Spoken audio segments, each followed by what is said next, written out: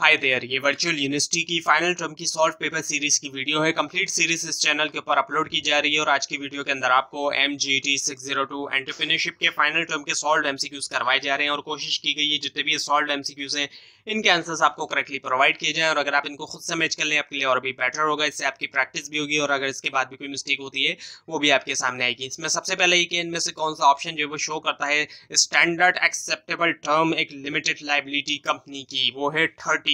उसके बाद ये कि इनमें से कौन सा स्टेटमेंट प्रोवाइड करता है प्रोजेक्शन जो है तमाम ऑपरेटिंग एक्सपेंसेस की हर मंथ के लिए फर्स्ट ईयर के, वो है द प्रोफॉर्मा इनकम स्टेटमेंट। और उसके बाद ये कि जब बिजनेस के पास एसेट्स नहीं होते सपोर्ट करने के लिए एक लोन को, सो एंटरप्रेन्योर जो है वो जा सकता है इनमें से किस ऑप्शन की तरफ, वो है कैरेक्टर लोन।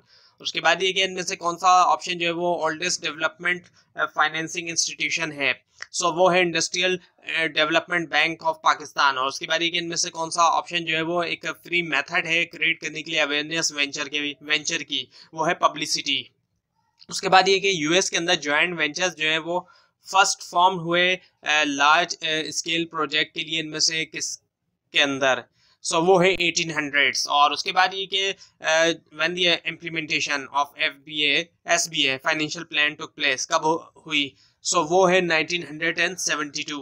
उसके बाद ये कि इनमें से कौन सा जो है वो ऑप्शन जो है वो प्रोसेस है एंटरप्रेन्योर्स डेवलपिंग करने का न्यू प्रोडक्ट्स डेट और over time make current product obsolete, जिससे करंट प्रोडक्ट जब वो ऑब्सोलीट हो जाती है वो है क्रिएटिव डिस्ट्रक्शन। उसके बाद ये कि रेजिस्टेंस जो होती है एम्प्लॉयज की ऑर्गेनाइजेशन के अंदर फ्लेक्सिबिलिटी ग्रोथ और डाइवर्सिफिकेशन के अगेंस्ट, उसके मुकाबले में उसको ओवरकम किया जा सकता है डेवलप करते हुए इनमें से किस ऑप्शन को, वो है एंटरप्रेन्योरशिप। उसके बाद ये कि जितनी ज़्यादा कॉम्प्लेक्स होती है organisation the more dash it is to start, so more expensive होता है उसको स्टार्ट करना। उसके बाद ये कि पार्टनर सेल करते हैं अपना इंटरेस्ट किसी भी टाइम बगैर दूसरे पार्टनर की मर्जी के, फुल टाइम पार्टनर की मर्जी के बगैर वो जाने जाते हैं किस पार्टनर के तौर पे, यानी कि वो कौन से पार्टनर होते हैं जो बगैर दूसरे पार्टनर की मर्जी के भी इंटरेस्ट जो है वो सेल कर सकते हैं, वो है लिमिटेड पार्टनर्स। और उसके बाद ये है कि डैश में आल्सो भी कंसीडर, इनमें से किसको जो है वो कंसीडर किया जा सकता है if there are no effective options, अगर इफेक्टिव ऑप्शन नहीं है हायर करने के लिए न्यू टैलेंट्स को, सो वो है पर्सनल एजेंसीज। ये पर्सनल नहीं पर्सनल है। उसके बाद ये कि डैश इनमें से कौन सा ऑप्शन जो है वो इज वेरी इन्फ्लुएंसिंग है, इंस्पायरिंग है others in the organisation, strive करने के लिए जो मीट है मिशन जो है वेंचर की उसकी हो, सो वो है लीडरशिप। उसके बाद एक इनमें से कौन सा ऑप्शन जो है वो हेल्पफुल हो सकता है इंट्रोड्यूस करने के लिए कंपनी को, इंट्रोड्यूस द कंपनी, वो है फ्री पब्लिसिटी। उसके बाद ये है कि इनमें से कौन सा जो है वो ऑप्शन रेफर किया जाता है न्यू प्रोडक्ट को विद सम, उसके बाद है ब्रेक, इसका आंसर है ब्रेक थ्रू इनोवेशन। उसके बाद ये कि इनमें से कौन सा जो है वो डिनोट किया जाता है, विच ऑफ द फॉलोइंग डिनोट करता है, इनमें से कौन सा जो है वो डिनोट करता है नो रिलेशनशिप मार्क के दरमियान और गुड्स या सर्विसेज के दरमियान, वो है क्वाइन मार्क्स। और उसके बाद ये कि जब एक कंपनी परचेज करती है दूसरी कंपनी को या उसका हिस्सा, इस तरीके से कि जो अक्वायर्ड कंपनी है वो कंप्लीटली या पार्शियली तौर पे एब्जॉर्ब हुई और वो एग्जिस्ट नहीं करती। सो ये किसकी एग्जांपल है, ये एक्विजिशन की एग्जांपल है। एक्विजिशन में यही होता है कि एक कंपनी जो है वो दूसरी को परचेज कर लेती है। उसके बाद ये कि इनमें से कौन सा जो है वो विच of the following book stated book value, stated इनमें से कौन से बुक के अंदर स्टेटेड बुक वैल्यू जो है वो यूज होती है रिफ्लेक्ट करने के लिए एक्चुअल मार्केट वैल्यू, वो है एडजस्टेड बुक वैल्यू। उसके बाद ये कि automated stock replenishment, electronic selling और प्रोसेसिंग ऑफ कस्टमर ऑर्डर और पेमेंट, ये एग्जांपल है इनमें से किसकी, वो है ई बिजनेस की। उसके बाद ये कि एक यूटिलिटी पेटेंट जो होता है उसकी टर्म होती है कितने ईयर्स की, 20 ईयर्स की। उसके बाद ये कि जो मार्केटिंग प्लान है यूजुअली फोकस करता है स्ट्रेटजीज पे and for the first year goals, और फर्स्ट ईयर गोल्स के लिए और स्ट्रेटजी जो है वो प्रोजेक्टेड होना चाहिए इनमें से कौन से पीरियड पे, वो है मंथली पीरियड।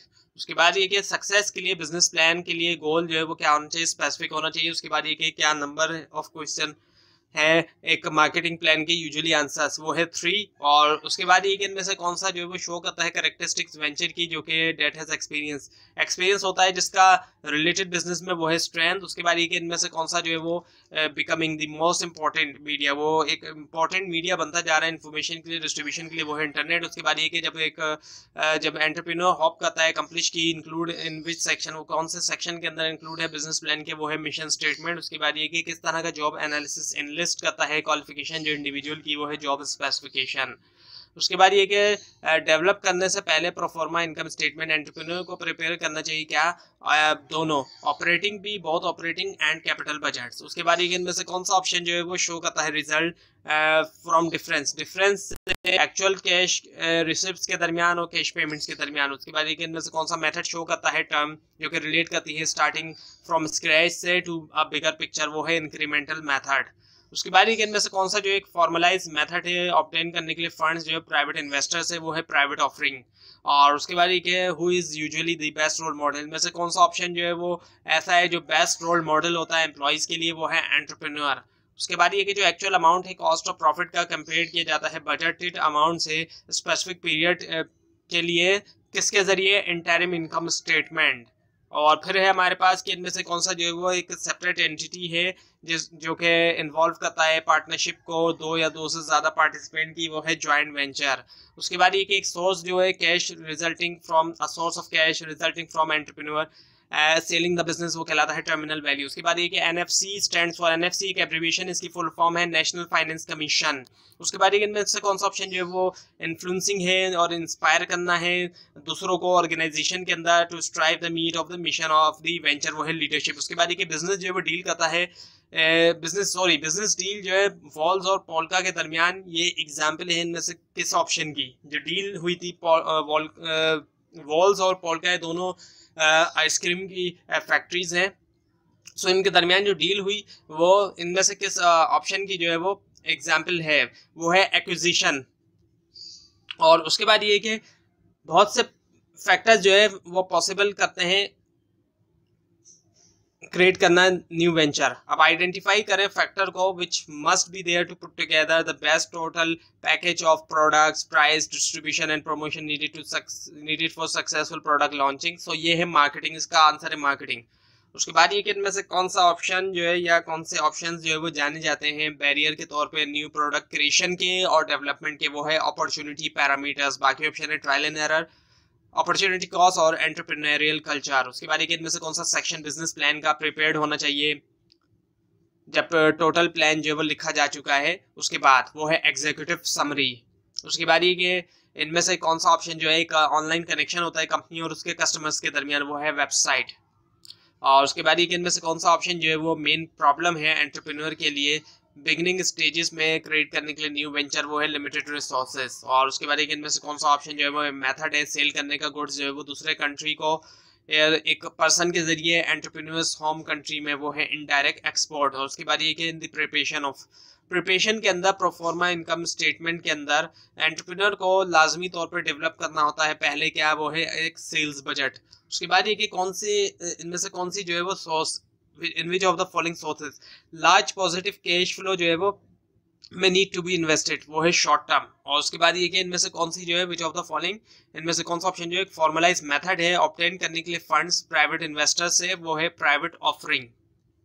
और उसके बाद ये कि using which of the following, इनमें से किसका इस्तेमाल करते हुए एंटरप्रेन्योर्स जो है values the underlying worth of the business based on its assets, ये है एसेट वैल्यूएशन। उसके बाद ये कंपटीशन जो होता है सप्लायर के दरमियान डिफरेंट टाइप्स ऑफ प्रोडक्ट्स के जो सेटिस्फाई करते हैं सेम नीड को वो जाना जाता है इनमें से किस नाम से, वो है इनडायरेक्ट कंपटीशन। उसके बाद ये कि मोर कॉम्प्लेक्स द ऑर्गेनाइजेशन, जितनी ज्यादा कॉम्प्लेक्स होती है organisation the more dash it is to start, more expensive होगा उसको स्टार्ट करना। उसके बाद ये कि least expense form of business startup, जो सबसे ज्यादा कम खर्चा जिस बिजनेस स्टार्टअप में आता है वो कौन सा बिजनेस होता है, वो है प्रोपराइटरशिप या सोल प्रोपराइटरशिप।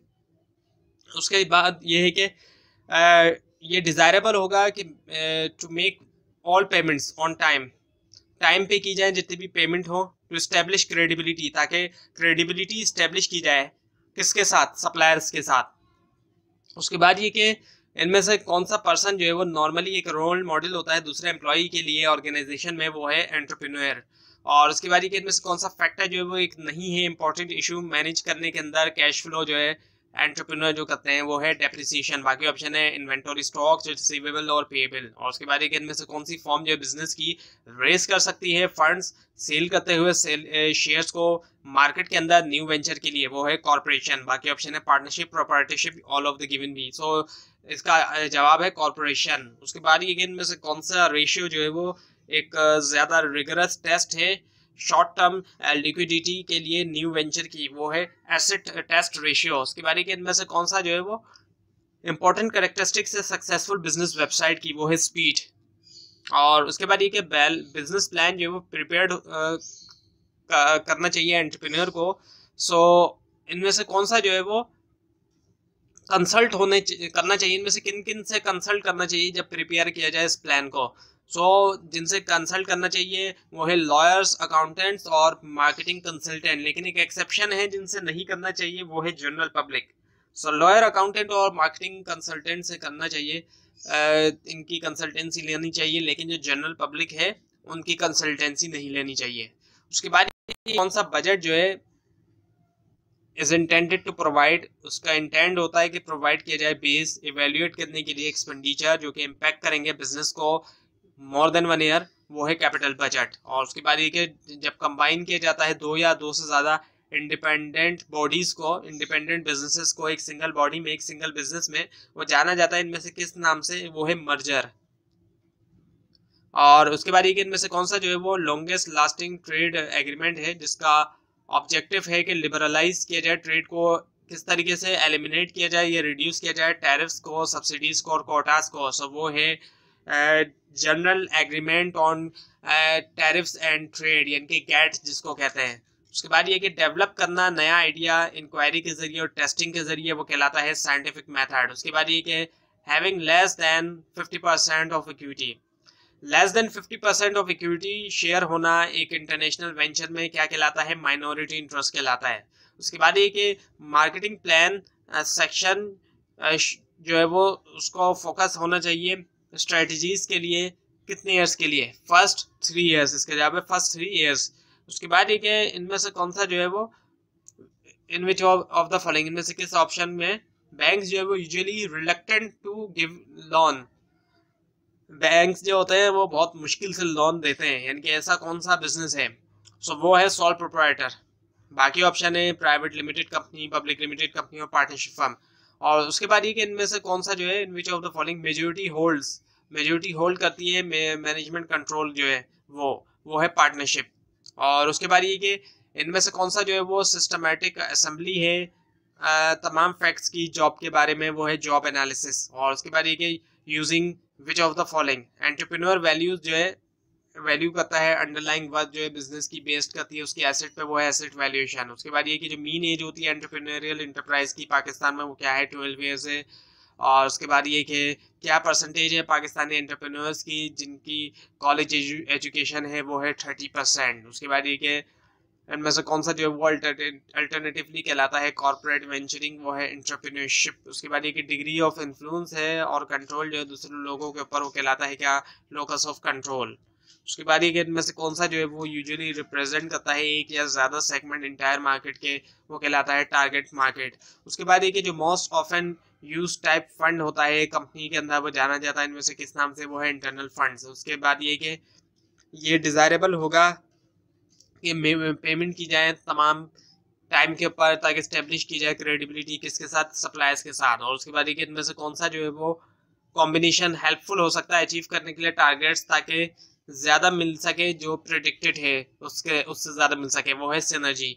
उसके बाद ये कि इनमें से कौन सी टाइप जो है बिजनेस की बहुत ईजी होती है फॉर्म करना पाकिस्तान में, वो है SME।